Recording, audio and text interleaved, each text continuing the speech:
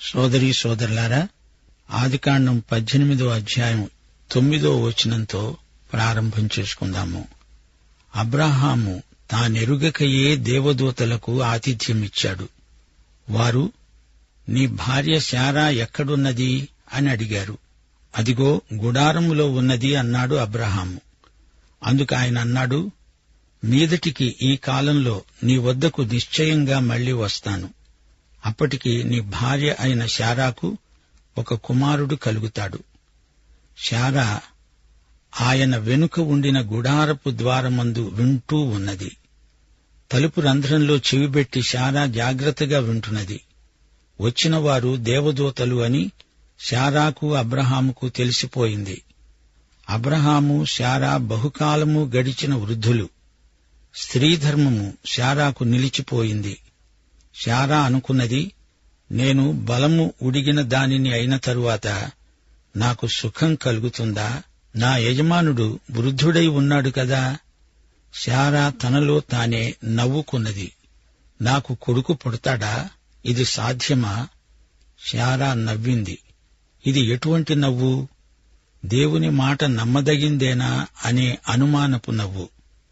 ఇది నా పట్ల నిజంగా జరుగుతుంది అంటావా? అది నవ్వు. ఇది నమ్మదగని నిజం అనుకుని నవ్వింది. ఇది ఎలా నమ్మటం? అందుకే ఈ నవ్వటం.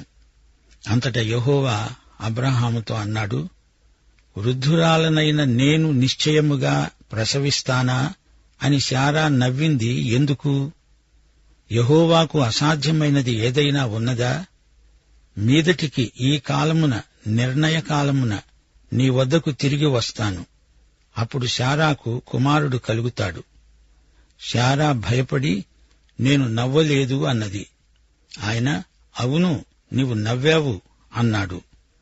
దేవుడు నిలదీసి ప్రశ్నించినప్పుడు శారా భయపడింది. నవ్వలేదని చెప్పి తప్పించుకోచూచింది. అయితే సత్యాన్ని కప్పిపుచ్చే ప్రయత్నం కేవలం అవివేకం. అప్పుడు ఆ మనుష్యులు అక్కడి నుండి లేచి సొదొమ వైపునకు చూచారు. అబ్రాహాము వారిని సాగనంపటానికి వారితో కూడా వెళ్లాడు. వారికి వీడ్కోలు చెబుదామని వారితో ముందుకు కొంత దూరం నడిచాడు. అల్లంత దూరాన సొదొమ గొమొర్రా జంట నగరాలు కనపడుతున్నాయి. చూడటానికి దృశ్యం దూరం నుంచి ఎంతో బాగుంది. అప్పుడు యెహోవా అనుకున్నాడు, నేను చెయ్యబోయే పని అబ్రాహాముకు దాచుతానా? అబ్రాహాము నిశ్చయముగా బలముగల గొప్ప జనమవుతాడు. అతని మూలముగా భూమిలోని సమస్త జనములు ఆశీర్వదించబడతాయి. యెహోవా అబ్రహామును గురించి చెప్పినది అతనికి కలుగజేసేటట్లు తన తరువాత తన పిల్లలు, తన ఇంటివారు నీతి న్యాయములు జరిగిస్తూ యెహోవా మార్గమును గైకొనేందుకు అతడు వారికి ఆజ్ఞాపిస్తాడని అతణ్ణి నేను బాగా ఎరుగుదును. గమనించాలి, దేవుడు సొదొమ గొమొర్రా జంట నగరాలను నాశనం చేయబోతున్నాడు. ఆ సంగతి దాపరికం లేకుండా అబ్రాహాముకు తెలియచేస్తున్నాడు. అబ్రాహాము లోకములోని సమస్త వంశములపై ఎంతో గొప్ప ప్రభావం చూపుతాడు. తరతరాలకు అబ్రహాము ప్రభావం అశేష జనాంగములపై ఉంటుంది.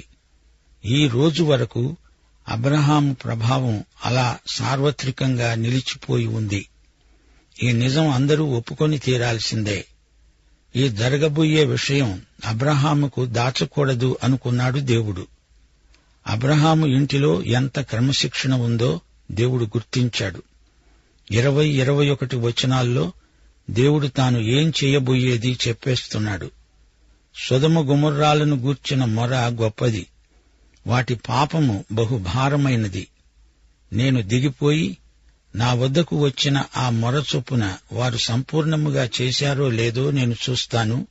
చేయని ఎడల అది నేను తెలుసుకుంటాను. దేవుడంటున్నాడు, ఫిర్యాదు వచ్చింది, విచారణ చేయడానికి నేను వెడుతున్నాను.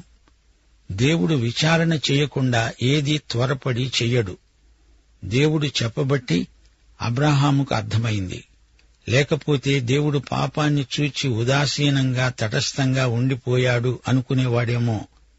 లేదా దేవుడు కఠినుడు, హఠాత్తుగా జంట నగరాలను నాశనం చేశాడు అనుకునేవాడే. అందుకే దేవుడు తన బిడ్డలకు తాను ఏం చేయబోయేది బయలుపరుస్తాడు.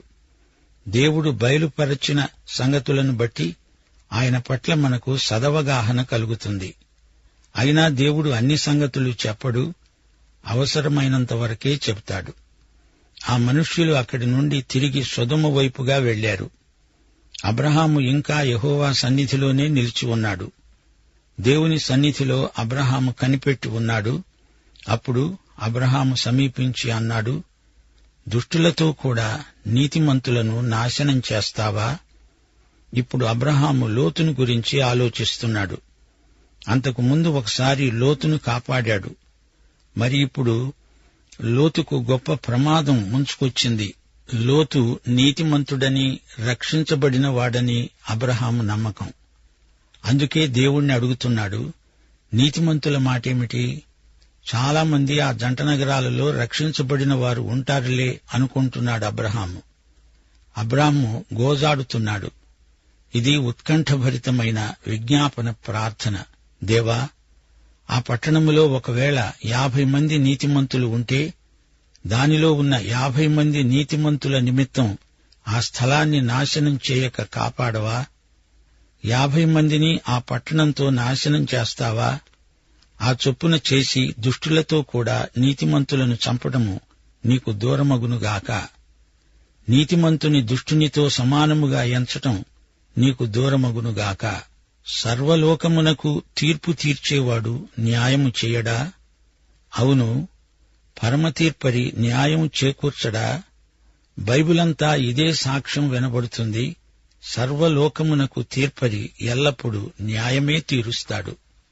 మానవునిదే అన్యాయం, దేవునిది ఎప్పుడూ న్యాయమే. అప్పుడు దేవుడన్నాడు, సొదొమ పట్టణములో 50 మంది నీతిమంతులు గనక నాకు కనపడితే వారిని బట్టి ఆ స్థలమంతటినీ కాపాడతాను. అబ్రాహాం అంతటితో విడువలేదు అన్నాడు. ఇదిగో, ధూళి బూడిదే అయిన నేను ప్రభువుతో మాట్లాడడానికి తెగిస్తున్నాను. 50 మంది నీతిమంతుల్లో ఒకవేళ 5 తక్కువైతే 5 తక్కువైనందున ఆ పట్టణమంతా నాశనం చేస్తావా? అందుకు ఆయన అన్నాడు, అక్కడ 45 నాకు కనబడిన ఎడల నాశనం చెయ్యను. ఈ మాటకు అబ్రహాముకెంతో ధైర్యం వచ్చింది. అతడింకా ఆయనతో మాట్లాడుతూ, ఒకవేళ అక్కడ 40 మందే కనపడతారేమో అన్నప్పుడు దేవుడు, ఆ 40 మందిని బట్టి నాశనం చెయ్యను అన్నాడు. అప్పుడు అబ్రహాం అన్నాడు, ప్రభువు కోపడకపోతే నేను మాట్లాడతాను. ఒకవేళ అక్కడ 30 మందే కనపడతారేమో. ఆయన అన్నాడు, 30 మంది నాకు కనపడితే నాశనం చెయ్యను. అందుకు అబ్రహాం అన్నాడు, ఇదిగో, ప్రభువుతో మాట్లాడ తెగిస్తున్నాను. ఒకవేళ అక్కడ 20 మందే కనపడతారేమో అన్నప్పుడు ఆయన అన్నాడు, ఆ 20 మందిని బట్టి నాశనం చెయ్యను. చిట్ట చివరికి అబ్రాం అన్నాడు, ప్రభువు కోపపడకపోతే నేను ఇంకా ఒక్కసారే మాట్లాడతాను. ఒకవేళ అక్కడ 10 మందే కనపడతారేమో. దేవుడన్నాడు, సరే, ఆ 10 మందిని బట్టి నాశనం చెయ్యను. యెహోవా అబ్రాముతో మాట్లాడడం చాలించి వెళ్లిపోయాడు. అబ్రహాము తన ఇంటికి తిరిగి వెళ్లాడు. అబ్రాహాము పట్టువిడువక ప్రార్థన చేశాడు. అతని విజ్ఞాపన ప్రార్థన దీక్ష ఎంతో గొప్పది. 50 మందితో మొదలుపెట్టి 10 వరకు సంఖ్యను తగ్గిస్తూ వచ్చాడు అబ్రహాము. 10ని ఇంకా ఎందుకు తగ్గించలేదు అబ్రహాము? ఒకవేళ ఒక్క నీతిమంతుడే ఉంటేనో, అప్పుడు దేవుడు ఆ ఒక్క నీతిమంతుణ్ణి అక్కడి నుంచి బయటికి తీసుకువెడతాడు గాని పట్టణం నాశనమైపోయేదే. చివరికి అదే జరిగింది. ఒక్కడే నీతిమంతుడు, అతడే లోతు. అబ్రహాము అలా అనుకోలేదు, కాని దేవునికి తెలుసు, ఆ జంట నగరాలలో ఒక్కడే నీతిమంతుడు, అతని పేరు లోతు. అందుకే దేవుడు లోతుతో చెప్పాడు, రా, బయటికి వచ్చేయి. నీవు వెళ్లిపోయే వరకు నేను ఈ పట్టణాన్ని నాశనం చేయలేను. యుగాంతంలో జరగబోయే సంఘటన ఈ సందర్భంలో చెప్పక తప్పదు. సంఘం ఈ లోకంలో ఉండగా లోకం మీదికి మహాశ్రమలు రావటానికి వీల్లేదు. ఎందుకని? క్రీస్తు మన పక్షాన తీర్పునకు గురయ్యాడు. అందుచేత రాబోయే తీర్పు సంఘం మీదికి రాదు. శ్రమలు వచ్చినప్పుడు సంఘం ఇక్కడ ఉండదు. సొదొమ గొమొర్రా జంట నగరాలు లోకానికి సాదృశ్యం. ఈ రోజున లోకం అచ్చం అలనాటి సొదొమ గొమొర్రాలలాగే ఉంది. ప్రభువు ఎప్పుడు వస్తాడో తెలియదు. ఆ సంగతి దేవుడు బయలుపరచలేదు. అయితే ఆయన ఎప్పుడైనా రావచ్చు. నేడో రేపో, ఈ క్షణమో మరుక్షణమో ప్రభువు రావచ్చు. తీతు పత్రిక 2వ అధ్యాయం 11 నుండి 13వ వచనం వరకు వినండి. సమస్త మనుష్యులకు రక్షణకరమైన దేవుని కృప ప్రత్యక్షమై మనకు బోధిస్తున్నది. ఏమని? మనము భక్తిహీనతను, ఇహలోక సంబంధమైన దురాశలను విసర్జించి శుభప్రదమైన నిరీక్షణ నిమిత్తము, అనగా మహాదేవుడును మన రక్షకుడును అయిన యేసుక్రీస్తు మహిమ యొక్క ప్రత్యక్షత కోసము ఎదురుచూస్తూ ఈ లోకములో స్వస్థబుద్ధితో, నీతితో, భక్తితో బతుకుతూ ఉండాలి. యేసు రాకడ అతి సమీపమై ఉన్నది. ప్రియ సోదరీ సోదరులారా, మనము దేవుని పిల్లలమని పిలువబడినట్లు తండ్రి మనకు ఎట్టి ప్రేమను అనుగ్రహించాడో చూడండి. అది ఎట్టి ప్రేమ! మన కోసమై ప్రాణం పెట్టిన ప్రేమ.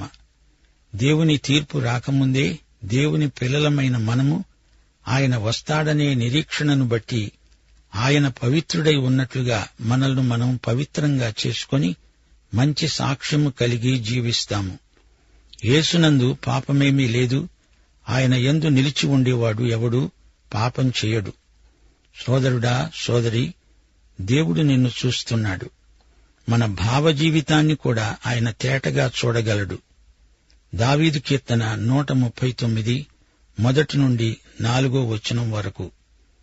భక్తుడు ప్రార్థన చేస్తూ ఇలా అంటున్నాడు: ఓ దేవా, నీవు నన్ను పరిశోధించి తెలుసుకుని ఉన్నావు. నేను కూర్చోవడం, లేవటం నీకు తెలుసు. నేను తలంచక మునుపే నా మనసు నీకు తెలుసు. నా నడక, నా పడక అంతా నీవు పరిశీలన చేసి ఉన్నావు.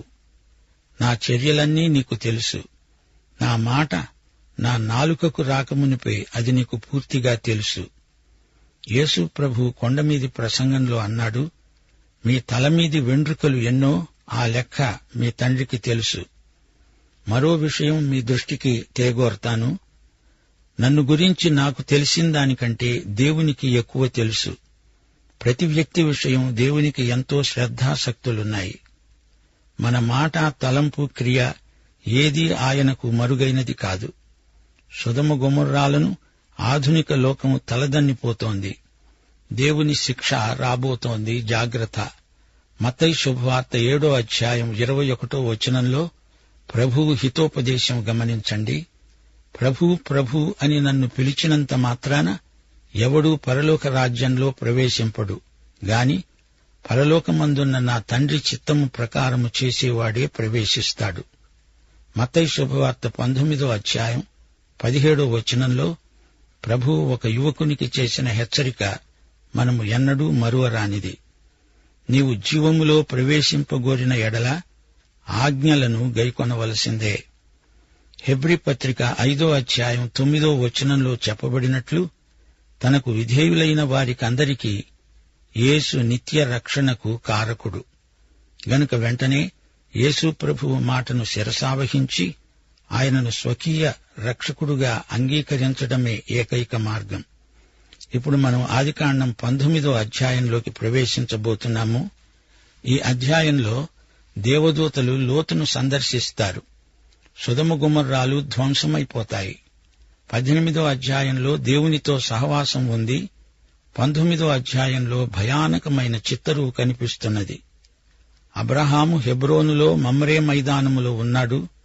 ఇక్కడ సొదొమలో అబ్రహాము సోదరుని కొడుకు లోతు కాపురమున్నాడు. లోతు తన భార్యతో 2 కుమార్తెలతో సోయరును వదిలిపెట్టి వెళ్లిపోయాడు. సొదొమ గొమొర్రాలను దేవుడు నాశనం చేశాడు. లోతు భార్య ఉప్పు స్తంభంగా మారిపోయింది. ఆ తరువాత లోతు అజాగ్రత్తగా ప్రవర్తించి భయంకరమైన పాపంలో పడిపోయాడు. లోతు జీవితం ఆధ్యాత్మికంగా అడుగంటిపోయింది. లోతు నీతిమంతుడే. 2 పేతురు 2వ అధ్యాయం 8వ వచనంలో లోతును గురించి ఒక మాట చెప్పబడింది. దేవుడు సొదొమ గొమొర్రా అనే పట్టణాలను భస్మం చేసి ముందుకు భక్తిహీనులకు వారికి దృష్టాంతముగా ఉండడానికి వాటికి నాశనము విధించి దుర్మార్గుల కామవికారయుక్తమైన నడవడి చేత బహు బాధపడిన నీతిమంతుడైన లోతును తప్పించాడు. ఆ నీతిమంతుడు వారి మధ్య కాపురముండి తాను చూచిన వాటిని బట్టి విన్నవాటిని బట్టి వారి అక్రమమైన క్రియల విషయములో దినదినము నీతిగల తన మనస్సును నొప్పించుకుంటూ వచ్చాడు. లోతు సొదొమలో కాపురమున్నాడు. అతని ప్రాణానికి ఆత్మకు అక్కడ ఎన్నడూ సంతోషం లేదు.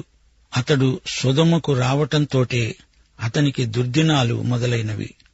అక్కడ అంతా కోల్పోయాడు. ఈ రోజున రక్షింపబడిన వ్యక్తులెందరో లోతులాగే ఆధ్యాత్మికంగా దివాలా తీసిన వారున్నారు. వేషధారణ సగటు క్రైస్తవుని జీవితంలో చోటు చేసుకుంటున్నది గనుక జాగ్రత్త. ముగింపులో ఈ పాఠంలోని ముఖ్యాంశాలు మీ దృష్టికి తెస్తాను. 1. అబ్రాము నవ్వాడు.